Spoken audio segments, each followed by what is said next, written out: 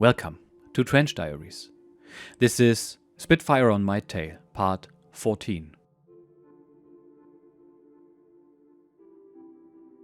On that Monday, I had the unpleasant duty of informing everyone of what had happened. It was a kind of punishment, I thought. Initially, von Pfeil had seemed to blame me for the whole thing. Why had I let them take off? Didn't I know that the last word lay with the duty officer? Once more, I had to hold my ground against a verbal assault from a senior officer, but hold it, I did. I told him about Oberleutnant Klein and the Unteroffizier with the IMC rating, which subsequently proved to have been a lie. And I asked him what chance von Pfeil thought I had against an experienced Oberleutnant and my own immediate superior, Lieutenant Möllenhof. I couldn't call them liars, and the rules were clear that they could go if they had a man in the crew with the appropriate rating. Gradually, things began to get less fraught, and we could proceed with the inquiry in a more logical way, and this is where the true scale of the loss began to come home to us. The old Ju-52 had had a valuable cargo in her belly. One Oberleutnant squadron leader with the experience of the Condor Legion behind him, the Stabskompanie Lieutenant, the entire crew of the aircraft, another experienced technical man, the Quartermaster Feldwebel Löhlein, and another 4 personnel, one of whom had not been on the passenger list at all. He had been seen boarding the aircraft. It was with this extra fatality that involvement with the personal side of this tragic affair began. The Unteroffizier was not really classed as missing on the Monday when he didn't return from leave. It was only then that we knew for certain that it was him. It was further confirmed when we got a call from his girlfriend inquiring as to why he'd not arrived as he'd promised her he would. We had to tell her that he'd died in the crash, and it was then that we discovered that she was in an advanced stage of pregnancy. She didn't take the news too well. I then tried to negotiate with her and the boy's mother to try to get them together in their mourning, but the mother only wanted to talk about compensation and to ensure that the girlfriend didn't get any money from the Luftwaffe. I really made myself some work there, but in the end the mother was happy to stay out of the courts and actually warmed to the girl once she produced a grandson from the mother's only son. I had my fair share of funerals too, 3 of them on 2 consecutive days. The first in Nürnberg, the next in Esslingen near Stuttgart, and the last in Hausen, which is near Mühlhausen, just where the Autobahn from Stuttgart to Ulm begins to climb the Schwäbische Alb, almost on my home ground. It was this, the last of these sad events, which was to touch me the most. Even today, I still think about it from time to time. As this was the 3rd funeral I had, to a degree, got used to my part in the routine. We had a steel-helmeted guard of honor and a military band playing Ich hatt einen Kameraden, which is I had a comrade. At the appropriate time I would call the guard up to attention, and the traditional rifle salvo would be fired over the open grave. Then it would be time to talk to the next of kin, as they, recognizing that I was from the same unit, would come to find out more about the death of their son. They were just trying to make some sense of what had happened. A few days or a couple of weeks before he had left home in good health, and now they had just laid him out in the ground. Why? How did it happen? The truth was that I didn't know much more than they did, and what did I know, I couldn't really tell them. It wouldn't have helped anyway. At this, the last of the burials, I met the mother of an unfortunate Unteroffizier, radio operator, who had been part of the Junkers crew. She was a widow, having already lost her husband in the First World War. She was a very stolid person and had braved the awful circumstances of being informed of her son's death well. There had been a bit of mix-up and the usual procedure had not been initiated. What usually happened was that we would call the nearest Luftwaffe base and they would send an officer around to the next of kin to break the news personally. In this case, that didn't happen, and the first she knew about it was when she received a notice to go to Ditzenbach, a village close by with a railway station, to collect a wooden case. She didn't know what was in it, and the only clue was its size and weight and the fact that it had been sent from Eger. She dutifully set off with her small wooden handcart to walk the 6 kilometers to Ditzenbach, not daring to believe that her worst fears could be true. But it all became tragically clear when she had to sign the bill of lading. There, in cold hard script, was the single word: coffin. She said that it had only been due to the quick intervention of the railway staff that she hadn't fainted on the spot. What a terrible way to find that your only son was now dead. Amazingly, this brave little woman still had the strength to push the handcart, now laden with the remains of her son, all the way back to Mühlhausen, alone. It was heartbreaking to listen to her as she told me with such pride how her son had been a crew member and how well he had done, how much he had learned. She had known that flying was dangerous and she had, to a degree, prepared herself for the worst, but to learn of things like this had hurt her so badly. Even in the face of such evidence, she still wondered if there might have been a mistake. Were we sure it was him? All I could do was to gently insist that there had been no mistake. Soon it was time for the actual burial, and it was only with the help of the pastor that we got to the gravesite ready for the ceremony. With her tragic story still fresh in my mind, I felt my throat tighten as I gave the orders. Hoch, legt an! Feuer! Laden! Feuer! Laden! Feuer! Every time the fusillade echoed around the churchyard in the cold winter air, the poor widow flinched. With each volley, the reality was driven home. As the band played Ich hatt einen Kameraden, I nearly cried, not for the young man who was being laid to rest in the cold ground, but for the poor woman who had suffered so much and was yet still so strong. After the burial, she didn't want to go back to her little roadside house right away, but wanted to talk some more. Back at her home, she had laid out a beautiful buffet for the mourners with ample wine and beer, but there were neighbors who were willing to supervise the meal if she didn't want to be there yet. We walked away from the church, and she suggested that we make for a small hill a little way off. We walked for about an hour and a half, getting some way up the hill before the snow became too deep and we had to turn back. She told me about her philosophies and how she had managed to educate her son after her husband had been killed, how well he had done at school, and what a credit he had been to her. All of this dashed out in a few minutes, somewhere far away. But what had hurt her most was the way in which his body had been returned to her, like a broken machine that was no good anymore. Send it back to the makers, we'll get a new one. This hadn't of course been the intention at all. The whole thing had just been a tragic catalogue of disaster right from the time the Junkers had lifted off the runway. But this poor woman could only see her end of it all and was bravely trying to make some sense of it.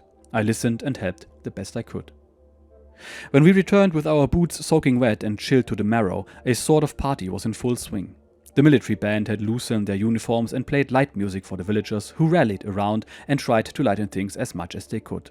One of the benefits of the old type of village life.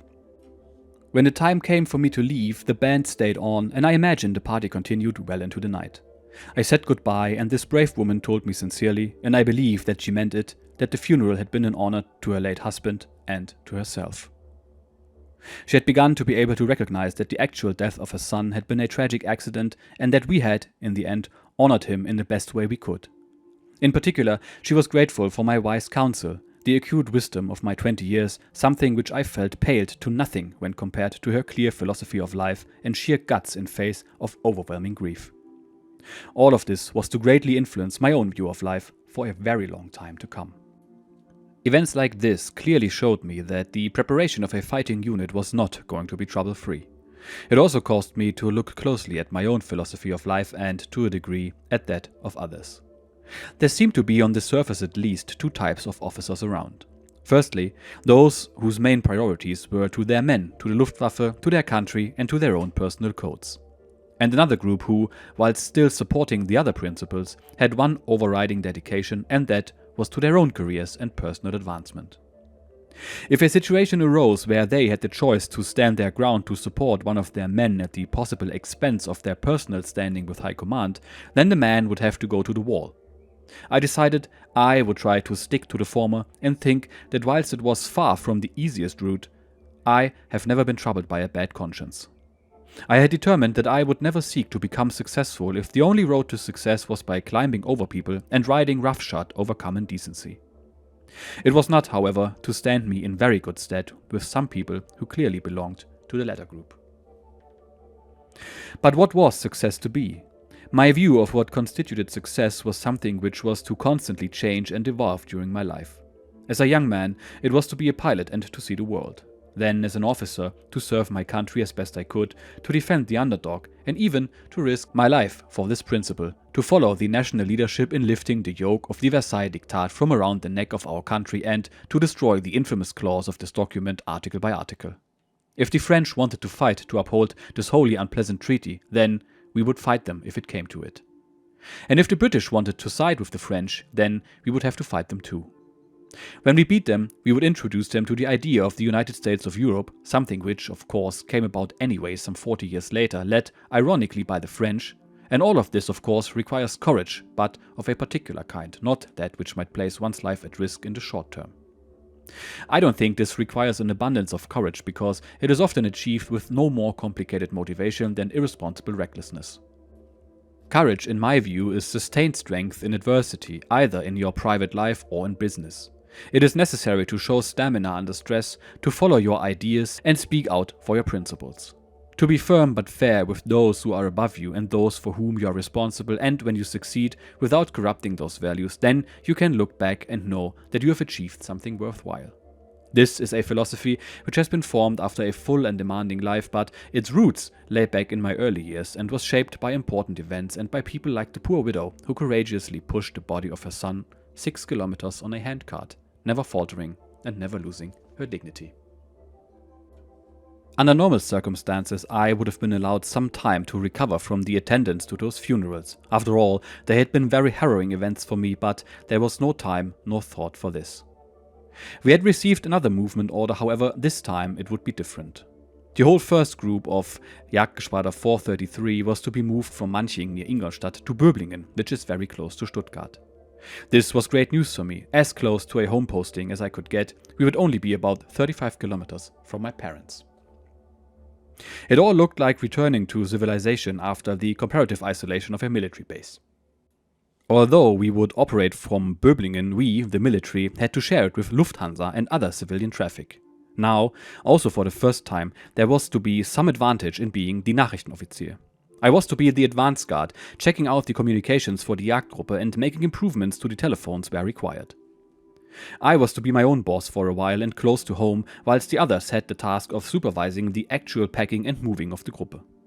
It was now that I found that I had a conflict of interest. I had been invited to attend the communications course at Halle, but I was reluctant to leave the unit. The crisis in the Sudetenland had been resolved without armed conflict, but now Hitler was revealing his supplementary demands. He wanted the rest of Böhmen and Mähren, which we were calling Czechoslovakia, and he also demanded the return of Memel and Danzig from the so-called Polish corridor. That had been another creation of the Treaty of Versailles, and if there was to be trouble over this, I thought it might be better to be with the unit rather than taking a course in Halle. However, nothing much seemed to be developing, and so I decided to leave for the Luftnachrichtenschule. I left in the Mi-109 Dora, which had been allocated to me, and it certainly felt great to be traveling in such a fast aircraft. At last, I began to feel that I would actually become a fighter pilot. When I had landed, I found things weren't yet completely organized to cope with our aircraft. There were no mechanics to deal with them, nor were there any ground crew who knew how to calibrate and adjust the radio equipment. For any flying to test equipment, we had to enlist the help of a nearby fighter group at Merseburg. It took quite a while until we could fly to get some practice. Only 6 of us had arrived with aircraft, and of those, only 3 were radio equipped, another real eye-opener revealing the sad state of radio communications within fighter groups. Despite the initial lack of ground-to-air communications, the atmosphere was good. Very early on, the commander of the Halle Luftnachrichtenschule, Oberst Kühne, came into our class to meet us and to ask if one of us gentlemen present who possessed a 109 would be willing to make a special courier flight to Luftgaukommando in Munich. Only the 3 of us with radios fitted to our aircraft still retained them. The base commanders had soon learned about the difficulties with the radio training and had snatched their aircraft back for operational duty. The Mi-109, although apparently in plentiful supply, was still in demand at squadron level, and squadron leaders would not have an aircraft sitting on the ground at Halle if they could get around it. 3 were withdrawn and 3 stayed. Of these 3, I was first to put my hand up, still wanting every opportunity to fly the 109. There then followed a brief debate with Oberst Kühne as to which airport I should use at Munich. The closest was Munich-Riem, but I had doubts that they would let a military aircraft land because they were a civilian operation and the radio in my aircraft did not match their frequencies. I was told that there would be no problem, that permission would be taken care of. Within minutes I was out of the classroom and heading for my aircraft, taking off at 1100 hours. I set the 109 at cruising speed and trimmed out for level flight, navigating by following the Berlin-Munich Autobahn. I landed at Riem after just 15 minutes flying and taxied up to park near the tower. Already waiting at this ramp was a Luftwaffe Unteroffizier with a staff car and driver. He saluted me smartly and I slipped into the back of the car and we were off to Luftgaukommando in Munich. The whole exercise had an air of urgency and importance to it. Everyone in the military was aware of the tension that was building over the Czechoslovakian problems, and personal deliveries of sealed material tended to make you feel party to the secrecy and to the important decisions which might be made. Back at the school in Halle, the Morse section was the province of Papa Gröbsch, who was one of the senior instructors. He personally opened almost every course for the Bordfunker, which is the radio operator, and gave much of the actual instruction in Morse himself. The pass standards of sending and receiving seemed impossible high at first, somewhere in the region of 100 characters per minute, but gradually the operators learned and qualified. We, the NOs from the fighter groups, also had to learn Morse, but our test wasn't a prerequisite to pass. Nonetheless, I managed to reach 60 characters per minute, which allowed me to recognize what was being sent or received without necessarily understanding the full detail of the message. In any event, Morse wasn't being used for either ground-to-air or air-to-air communications in fighters like it was in the bombers, but only for our ground signals under battle conditions, when we might be mobile. Here, before we would be able to set up a field telephone or connect to a proper telephone exchange, our transmission of information and receipt of orders would be done by Morse code. One of the two 1.5 kilowatt stations housed in the 3 heavy trucks was detailed for this task, our tactical nerve center. Twice during the course at Halle, I had the opportunity to take a short break away, once to defend Gefreiter Huber and once to check up personally that I wasn't missing the boat as far as the expected battle for Böhmen and Mähren was concerned. In Halle, it seemed that everyone was preparing for war, and I was sure that the letter I had delivered to Munich had been to do with the Czechoslovakian situation. We, the young officers, were naively keen to become involved, to show our courage to win our spurs. The older ones, who had seen the fighting of the First War, were not so keen and warned us that if it did happen, we'd soon change our minds and wish that we were back at Halle learning to be communications officers. When I'd left Halle, all talk was of a possible war over Czechoslovakia, some serious and informed, but mostly just rumors. Nothing grows quite so quickly as rumors in the face of no real hard intelligence. Even jokes began to do the rounds. One I remember involved the teller approaching his victim and beginning, "Now the fighting will soon start in Czechoslovakia." "Why?" would be the usual reply. "Because they've stabbed the general in Eger." "No, really, that must mean war now." "Well, it might have if it hadn't been so long ago. I was talking about Wallenstein." The trickster was referring to the theatrical play Wallenstein by Schiller, which predated the Czechoslovakian problem by many years. When I returned to Manching, I caught Graf von Pfeil with this story, and he fell for it completely, but with good humor, swearing me to secrecy about the joke. He then produced it to superb effect in the casino that evening, and then again at High Command in Munich the next day.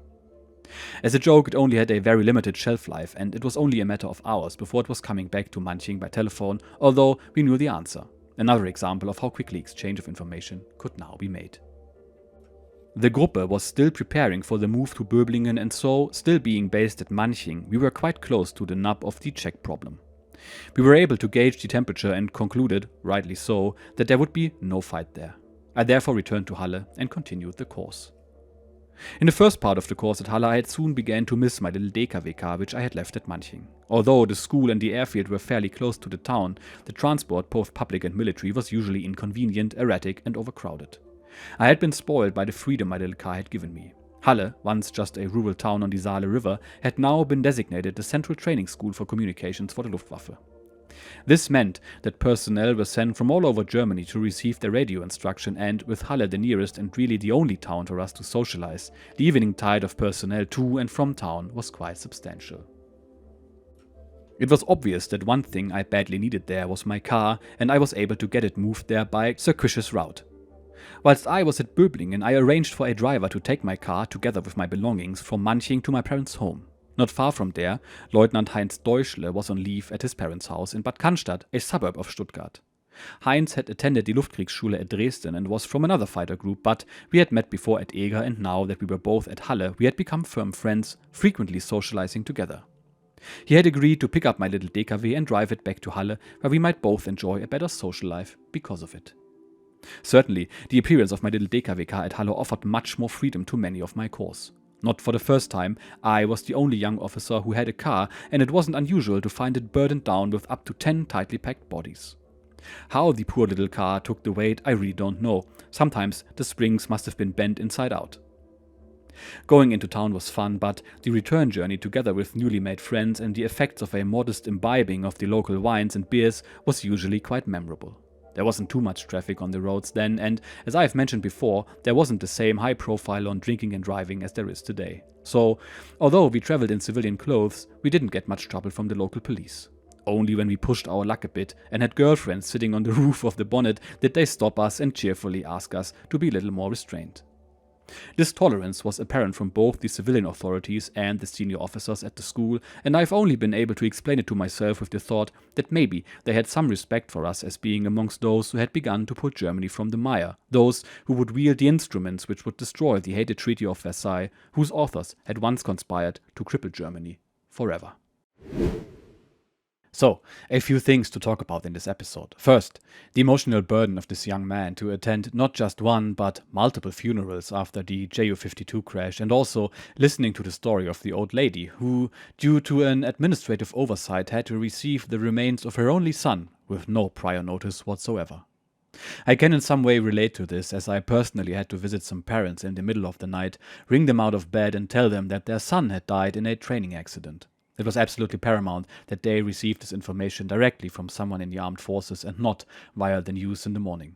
I was 24 at the time. I will talk a bit more about this in a bit, but first let's talk about something more light-hearted, that is German humor. I'm pretty sure most of you will not understand the joke that Ulrich has talked about here, and I can see why. You see, German humor relies on two things mainly. One, puns, which usually do not translate well into other languages, and two, semi-obscure historical events that only your own circle of friends or colleagues know about. But I can assure you, that joke would have been an absolute blast back then. Anyway, back to the funerals, because this is important. Ulrich mentions that the song Ich hatt einen Kameraden is being played. In English, the song is called The Good Comrade. It is the traditional funeral song in the German armed forces, and it has been since 1871. It is the equivalent of taps for the Americans. I will play it in a few moments, specifically a recording during the ceremony of remembrance of the participants of the so-called July 20 plot to assassinate Hitler. Most of you may know about this plot due to the movie Valkyrie starring Tom Cruise, which depicts the events. The soldiers who conducted this plot were executed on the same day in Berlin, and the exact place where it happens now hosts said ceremony every year. Of course, Ich hatt einen Kameraden is played every time. The lyrics go something like this. I had a comrade, you couldn't find a better one. The drum called to battle, he walked by my side, in the same pace and step. A bullet came a-flying, was it aimed for me or you? He was swept away, he lies at my feet as if he were a part of me. He reaches out for my hand while I was loading. I cannot hold your hand, stay in eternal life, my good comrade. I too have bid farewell to friends and comrades while this song was being played, and it always evokes a bit of sadness. Anyway, here it goes, and I will see you in the next episode. Bye bye.